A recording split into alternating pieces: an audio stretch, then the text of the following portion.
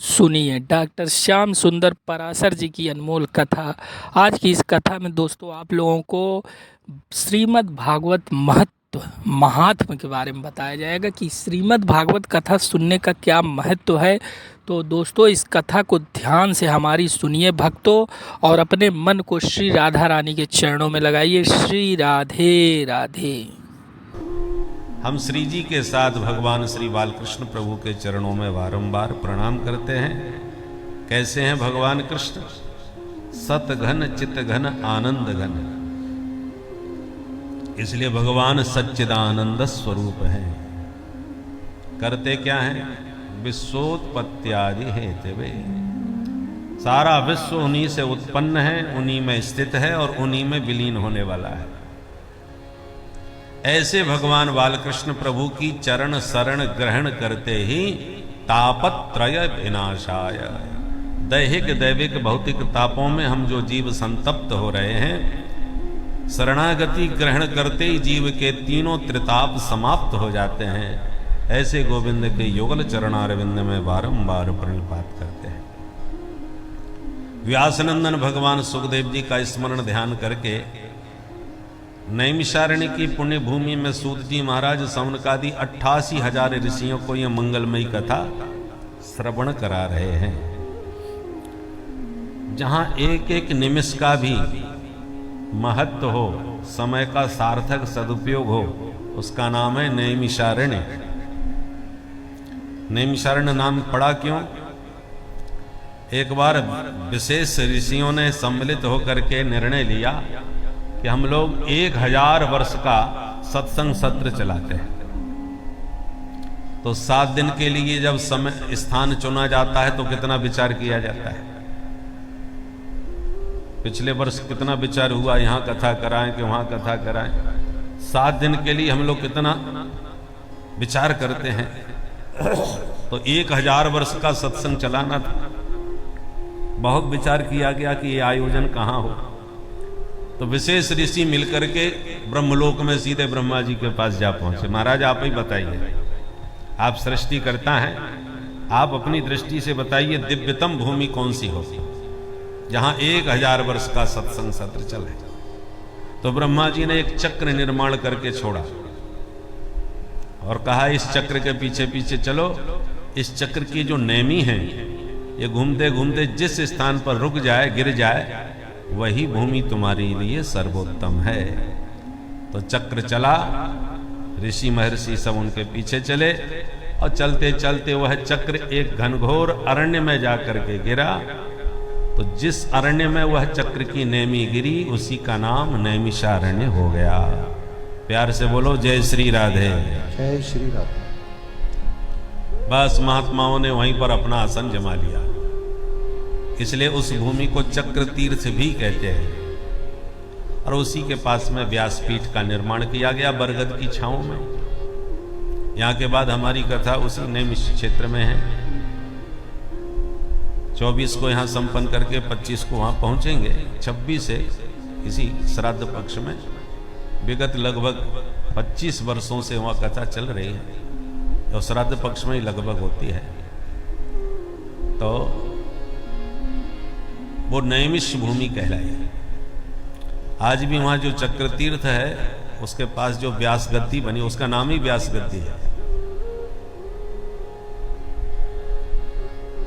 तो उस पुण्य भूमि में मुख्य व्यासपीठ पर सूत जी महाराज को विराजमान कर दिया गया और 88,000 ऋषि इकट्ठे होकर के उस अरण्य में विराजमान हुए, श्रोता बन करके।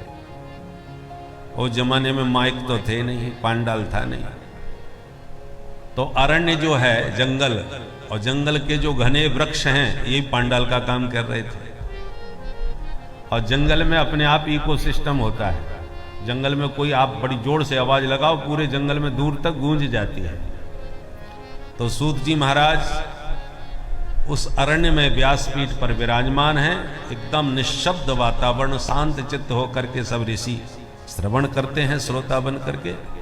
और श्रोताओं के प्रतिनिधि बन के सौनक मुनि विराजमान हैं, वयोवृद्ध विद्वान संत। जैसे आप हजारों लोग श्रोता बन के सुनेंगे, पर प्रधानी रूप में हमारे मिश्रा जी महाराज विराजमान हैं, प्रमुख श्रोता। ऐसे ही सौनक जी को मुख्य श्रोता बनाया, 88,000 ऋषियों के प्रतिनिधि। इन्हीं को क्यों बनाया, इनमें क्या विशेषता थी? बोले इनकी विशेषता ये है, कथामृत रसास्वाद कुशल सौनको ब्रवीत। सौनक जी महाराज का विशेषण बतलाया, कथामृत रसास्वाद कुशल, जो भगवान के कथामृत का पान करने में परम प्रवीण हैं, परम कुशल हैं। कुशल कैसे कहते हैं? शब्दों के अर्थ समयानुसार बदलते रहते हैं। कुशल शब्द का वास्तविक शब्दार्थ होता है बुद्धिमान। आजकल हम लोग कहते हैं राजी कुशल से तो हो, माने ठीक ठाक हो, स्वस्थ हो, राजी खुशी। राजी खुशी में ही कुशल शब्द का प्रयोग होता है। वैसे कुशल शब्द का अर्थ क्या होगा शाब्दिक? कुशान लाती इति कुशल।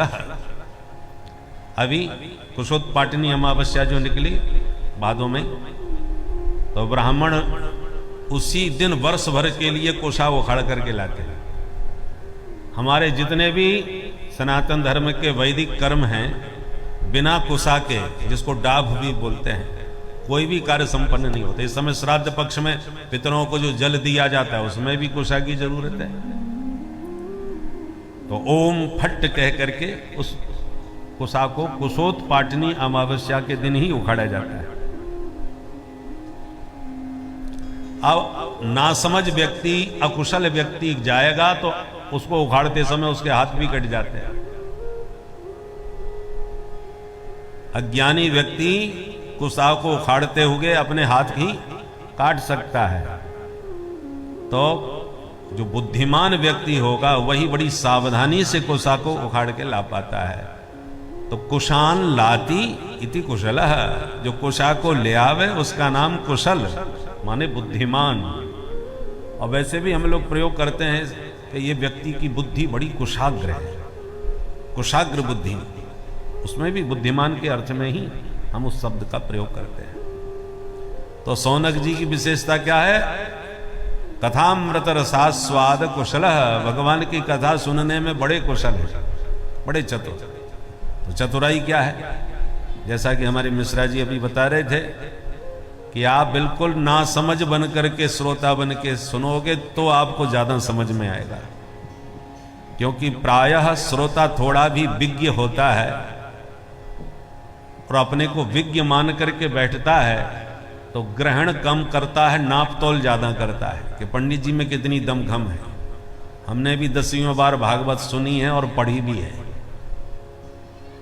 तो उसमें वक्ता का मूल्यांकन ज्यादा करने में उसकी बुद्धि लगी रहती है, ग्रहण कम कर पाता है। जो पात्र खाली होगा उसी में कुछ भरेगा, जो भरा हुआ पहले से बैठा है उसमें फिर भरने के लिए स्थान नहीं रहता है, कुछ भरना भी नहीं चाहता। तो श्रोता की यही कुशलता है कि कितना भी विज्ञ हो परंतु अज्ञ बन के ही कथा सुननी चाहिए। और कथा सुनना हमारे हनुमंत लाल जी से सीखना चाहिए। कथा सुनने वाले भी हैं और सुनाने वाले भी हैं। हनुमान जी जैसा कोई कथावाचक नहीं। कथा कैसे कहते हैं? कम सुखम स्थापयति स कथा, जो आपके हृदय में सुख की स्थापना कर दे, माने आनंद से आपका हृदय भर दे, उसका नाम कथा। कथा वही है जो आपके जीवन की व्यथा हर ले, व्यथा मिटा दे, वह कथा।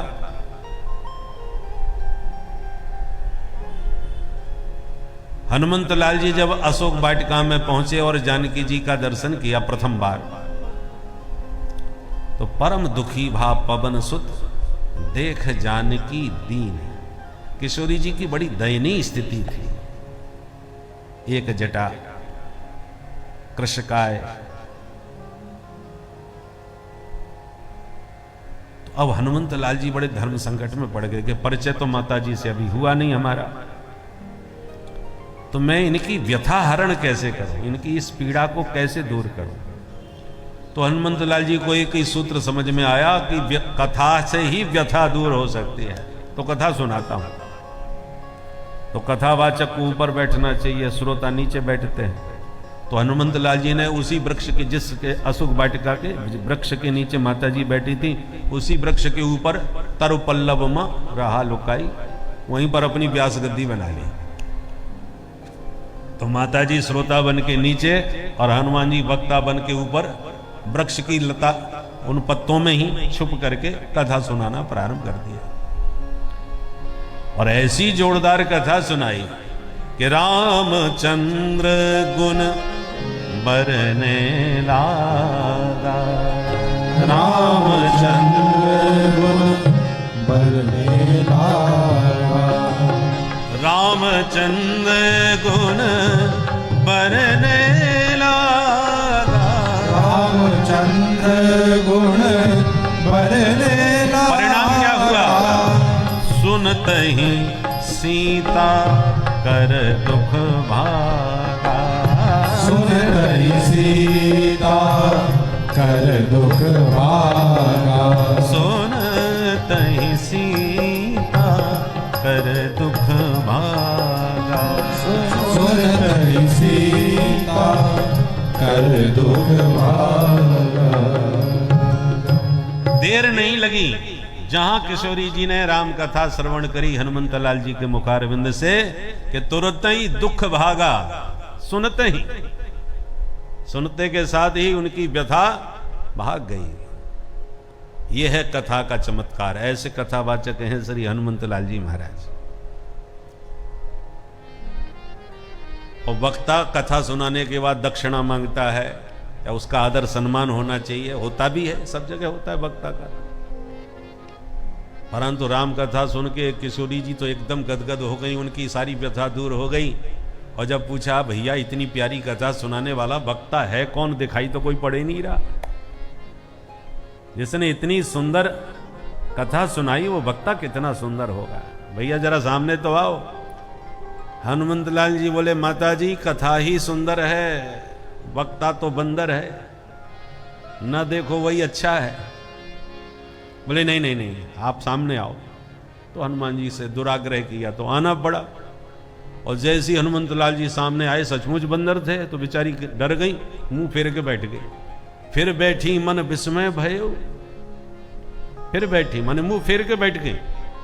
अब वक्ता की इससे ज्यादा बेइज्जती और क्या होगी। इतनी बढ़िया कथा सुनाई और आमना सामना हुआ तो देख के मुंह फेर लिया, दक्षिणा की तो बात ही छोड़ दो। तो हनुमंत लाल जी ऐसे वक्ता हैं जो सिर्फ कथा सुना करके ही श्रोता को आह्लादित करना चाहते हैं, अपना कोई सम्मान नहीं चाहते, अपना कोई आदर नहीं, किसी को अपना नाम बताते ही नहीं। हम लोग वक्ता तो पहले अपना नाम हमारा जरूर होना चाहिए, और कार्ड में कहीं बहुत छोटे अक्षरों में हो गया या नीचे हो गया तो आफत हो जाती है। पर हनुमंत लाल जी का नाम वो किसी को बताते ही नहीं। पहली बार हनुमंत लाल जी ने नाम विभीषण जी को बतलाया, क्योंकि परिचय परदेश में हुआ था, परंतु नाम बताते ही सावधान कर दिया कि कभी लेना मत, नहीं तो भोजन नसीब नहीं होगा। हम तो इतने गए गुजरे।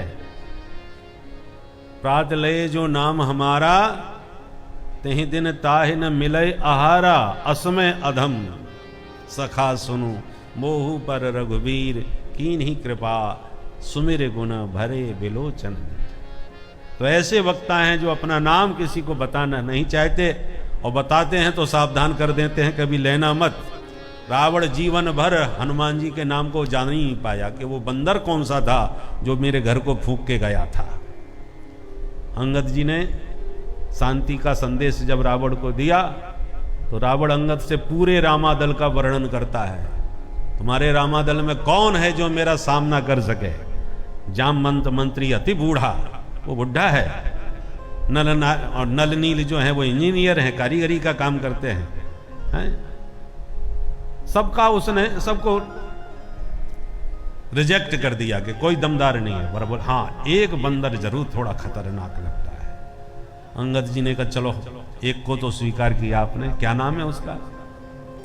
तब रावण कहता नाम नहीं जानता, सिर्फ उसका काम जानता हूं। क्या काम किया?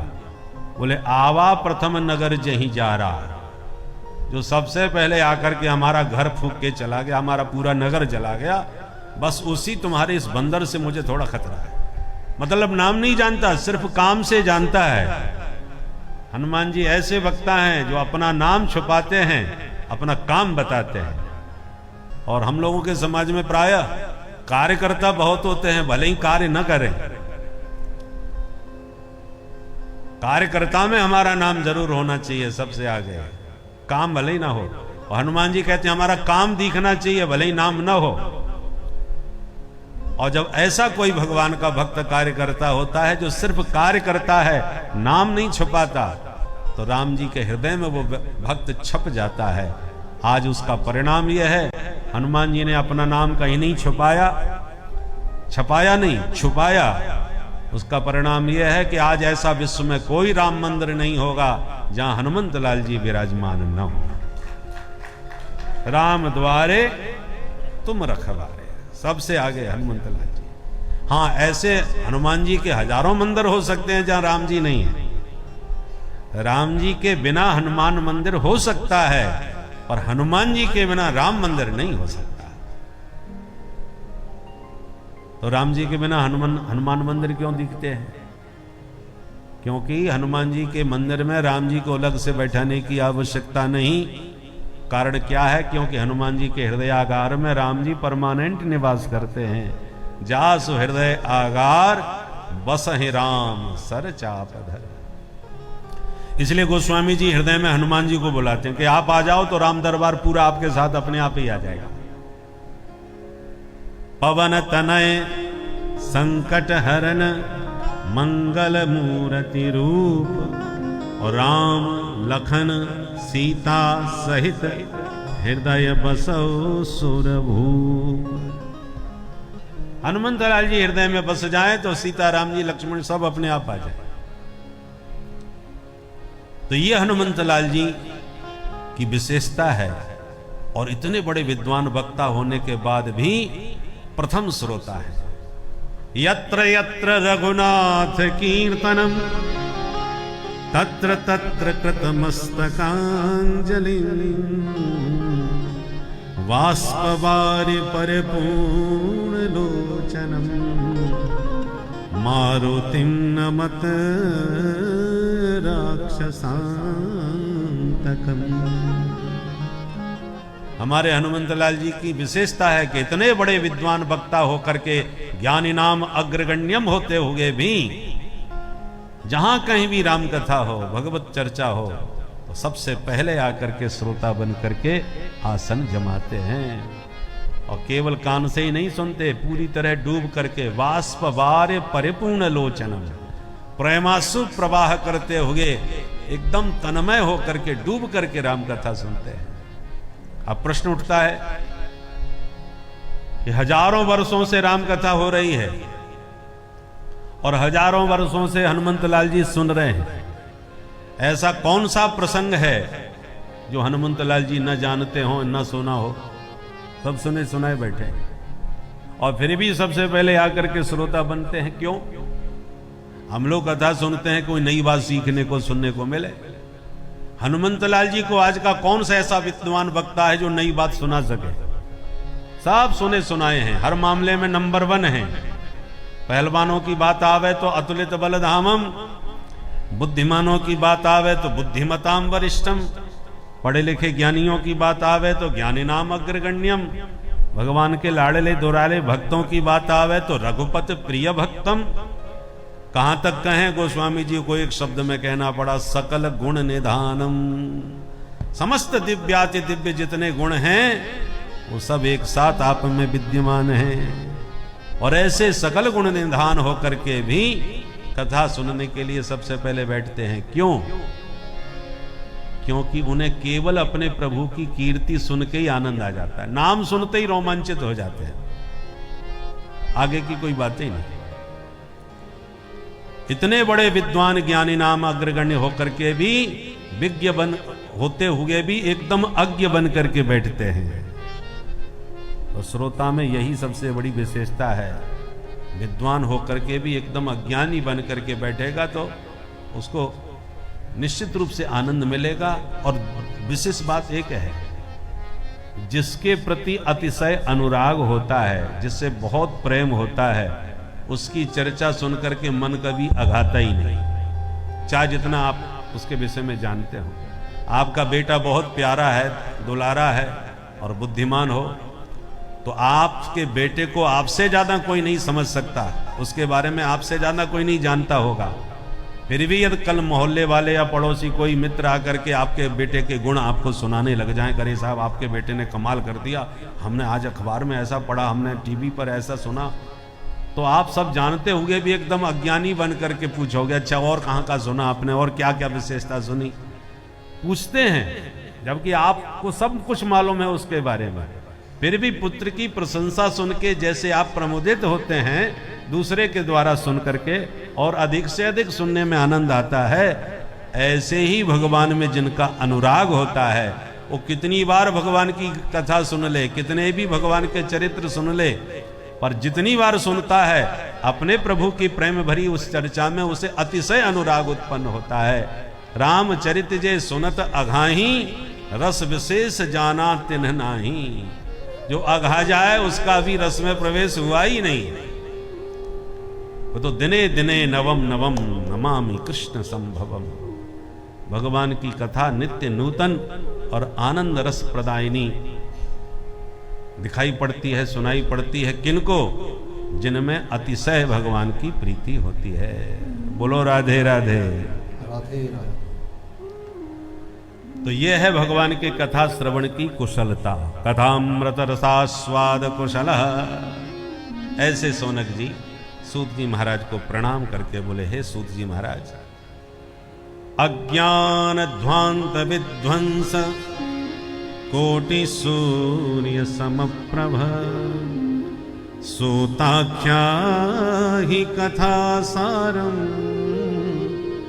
मम कर्ण रसायनम। हे सूत जी महाराज, भगवान की कथा कानों में एकदम दिव्य रसायन घोलने वाली है। वह दिव्य मधुर कथा आप हमें कृपा करके सुनाइए, क्योंकि हम लोगों का हृदय घोर अज्ञान के अंधकार से भरा हुआ है और आपके पास कोटि सूर्य समप्रभ, करोड़ों सूर्य के समान आपके पास ज्ञान का प्रकाश है। तो अज्ञान तिमिरांधस्य ज्ञानांजन शलाकया चक्षु उन्मीलितम येन तस्मै श्री गुरवे नमः। तो गुरुदेव क्या करते हैं? ज्ञान का अंजन लगा करके अज्ञान के मल को दूर कर देते हैं। बंदौ गुरुपद कंज कृपा सिंधु नर रूप हरि। गुरुदेव कौन है? नर रूप में साक्षात हरि है। विशेषता क्या है? महामोह तम पुंज जासु बचन रवि करनि कर। हमारे भीतर जो महामोह का तम पुंज विद्यमान है, मोह की उपमा रात्रि से दी जाती है और अज्ञान की उपमा अंधकार से दी जाती है। तो अंधेरा कब होता है? जब रात होती है। तो हमारे भीतर रात्रि क्या है? बोले महामोह। महामोह की जिनके भीतर निशा है, रात्रि है, उन्हीं के भीतर तम पुंज भी अंधकार का होता है। रात्रि में ही तो अंधेरा होता है ना। तो मोह की निशा जिनके भीतर जितनी अधिक गहरी होगी, उतना ही गहरा तम अज्ञान का तमोगुण भी होगा। तो महामोह तम पुंज। अब उस तम पुंज को, रात्रि को दूर कैसे किया जाता है? बोले सूर्य भगवान की किरणें जब प्रकट होती हैं तो रात्रि को भी भगा देती हैं, अंधकार को भी मिटा देती हैं। तो गुरुदेव के जो वचन हैं, जासु वचन रवि कर निकर। रवि की निकर माने किरणें, रवि की रश्मियों के समान गुरुदेव के वचन होते हैं। जब गुरु वचन कानों के द्वारा हृदय में जाते हैं कि तो मोह की निशा को भी मिटा देते हैं और अज्ञान के अंधकार को भी भगा देते हैं। इसलिए हे सूत जी महाराज, कोटि सूर्य समप्रभ, आपके पास करोड़ों सूर्य के समान दिव्य ज्ञान का प्रकाश है। वह प्रकाश हमको भी प्रदान कीजिए और कृपा करके ये बताइए, भक्ति, ज्ञान, वैराग्य और विवेक को बढ़ाने के लिए वैष्णव लोग करते क्या है? हमारे भीतर भी ये ज्ञान वैराग्य कैसे बढ़े? हे सूत जी महाराज, इस समय घोर कलयुग आ चुका है। लोगों की बुद्धि और भाग्य सब मंद है। ऐसे मंद भागी प्राणियों का कलयुग में कल्याण कैसे होगा? भगवत प्राप्ति के साधन तो बहुत हैं, पर कृष्ण प्राप्ति करम सस्वत साधनम तद बदाधुना। भगवत प्राप्ति का जो सरल से सरल साधन आप समझते हो, वो कृपा करके आज बताइए। कठिन साधन तो बहुत है, सरलतम सा क्योंकि कलयुग का प्राणी कठिन काम नहीं कर सकता। हम कलयुग के प्राणियों का स्वभाव है परिश्रम कम हो, लाभ ज्यादा हो। इसलिए कृष्ण प्राप्ति करम सस्वत साधनम, भगवत प्राप्ति का शाश्वत और सरल साधन जो हो वो कृपा करके बताएं। क्योंकि आपके ऊपर गुरुदेव भगवान की बड़ी कृपा है। गुरु मेहरबान तो चेला पहलवान। किसी को चिंतामणि मिल जाए, चिंतामणि का चमत्कार है, उसके सामने जिस संसार की कोई भी वस्तु का चिंतन करोगे वही सामने आ जाएगी, इसलिए उसका नाम चिंतामणि। और एक है कल्प वृक्ष, उसका चमत्कार तो यह है कि उसके नीचे बैठ के आप स्वर्ग की संपत्ति भी याद करो। कोई भी स्वर्गीय वस्तु भी जो देवलोक में है दुर्लभ, उस वस्तु का भी चिंतन करोगे तो कल्प वृक्ष वह भी ला करके दे देगा। परंतु आपको कदाचित कल्प वृक्ष मिल जाए और चिंतामणि भी मिल जाए, परंतु आप उनसे ये चाहें कि हमें तत्व बोध करा दो, हमें ब्रह्म साक्षात्कार करा दो, हमें आत्मबोध करा दो, तो ये सब सामर्थ्य न चिंतामणि में है न कल्प वृक्ष में है। ये चमत्कार तो केवल गुरुदेव भगवान की कृपा में है। चिंतामणि की तरह संसार वस्तु भी दे सकते हैं, कल्प वृक्ष की तरह स्वर्ग संपत्ति भी दे सकते हैं, और अनुग्रह उनका बरस जाए तो जो ये दोनों नहीं दे सकते, चिंतामणि और कल्प वृक्ष, वह परम तत्व का बोध भी, आत्मबोध, तत्व बोध भी गुरुदेव भगवान की कृपा से सहज सुलभ हो सकता है। श्री सद्गुरुदेव भगवान की जय। ऐसे बहुत से प्रसंग आते हैं। एक भक्त था उपमन्यु, गुरु का बड़ा अनन्य भक्त। तो गुरुजी और सबको तो खूब पढ़ाते थे, पर उसको नहीं पढ़ाते थे। हम गैया चराओ, बेचारा गैया चराने लग गया। गुरु माता बहुत कहती थी कि वो बेचारा दिन भर गैया चराता रहता है, उसको कुछ पढ़ा लिखाया भी करो कि केवल गैया चराने के लिए रखा है। बोले नहीं, सब पढ़ लिख जाएगा, सेवा करने दो, पढ़ाई लिखाई कुछ नहीं, केवल गैया चराओ। गैया चराता था तो एक दिन गुरुजी ने पूछ दिया, क्यों भाई, भोजन तो तुम कुछ लेके जाते नहीं, दिन भर गैया चराते हो, तो खाते पीते क्या हो? बोले गुरुजी वो गायों का ही दूध पी लेता हूं, खाने के लिए कुछ नहीं ले जाता, तो गायों का दूध पी करके काम चला लेता हूं। गुरुजी बोले अरे राम राम, ये तो बहुत गलत करते हो तुम, इसलिए बछड़े दुबले होते जा रहे हैं। वही मैं सोच रहा था कि हमारे बछड़े ये कमजोर कैसे पड़ रहे, क्योंकि दूध तो तुम पी लेता है। ऐसा कभी मत करना। ठीक है गुरुजी, नहीं पीऊंगा। अब गुरुजी ने दूध भी बंद करा दिया, भोजन मिलता नहीं था। अब गैया चराए, भूख लगे, क्या करे? तो जब कुछ दिन और बीत गए, फिर गुरुजी ने पूछा, क्यों भाई, अब कैसे चल रहा है, क्या खाते पीते हो? बोले गुरुजी अब दूध तो आपने मना कर दिया, तो मैं दूध नहीं पीता, पर जो बछड़े दूध पीते हैं उनके मुंह पे झाग लगा रहता है, बस उन्हीं के झाग को चाट करके काम चला लेता हूं। गुरुजी बोले अरे राम राम, ये तो बहुत गलत बात है। बछड़े दूध पीते हैं, वो बाद में अपना सब चाट लेते होंगे, और तू उसके बदले में तू चाट लेता है उनका दूध, बिल्कुल गलत। उसने वो भी छोड़ दिया। अब बड़ी समस्या, क्या खाए पिए, भूख बड़ी तेज लगे। गुरुजी ने दूध भी बंद करा दिया, बछड़ों का झाग जो मुंह में लगा था वो भी चाटना बंद कर दिया। तो क्या करें? कुछ कई ऐसे वृक्ष होते हैं जिनमें से दूध निकलता है, तो उनको तोड़ तोड़ करके चाटने लगा। तो कुछ ऐसा विषाक्त वृक्ष था, उसका दूध उसने चाटा तो उसकी नेत्र ज्योति चली गई, अंधा हो गया, कुएं में गिरा। गाय लौट के पहुंच गई, चेला नहीं पहुंचा। तब गुरुजी ने पता लगाया, खोज खबर करी तो पता चला कुएं में पड़ा हुआ। आवाज लगाई जब उसको, बेटा, तो वो कुएं में से बोला, गुरुजी इधर पड़ा हूं, क्या करूं, मैंने एक दूध पीने को नहीं मिला तो एक पत्ते को तोड़ करके उसमें से दूध निकला, उसी को मैंने दूध समझ के पी लिया। थोड़ा तो ये भूख ऐसी है महाराज कि उसके बिना रहा नहीं जा रहा था। वो दूध ऐसा पिया कि महाराज मेरी नेत्र ज्योति चली गई, अंधा हो गया, तो मैं इस गड्ढे में गिर गया, कुएं में गिर गया। ओहो, इतनी कठोर परीक्षा लेने के बाद तब गुरुजी द्रवित हो गए। बोले, वाह बेटा, तू पक्का चेला निकला भाई। गुरुजी पर कोई क्रोध नहीं, कोई गुरुजी से शिकायत नहीं। गुरुजी ने खाना पीना सब बंद करवा दिया, दूध और झाग तक उसका मना कर दिया। तब गुरुजी द्रवित हो गए, प्रसन्न हो गए, बोले तेरे जैसा गुरु भक्त कोई नहीं।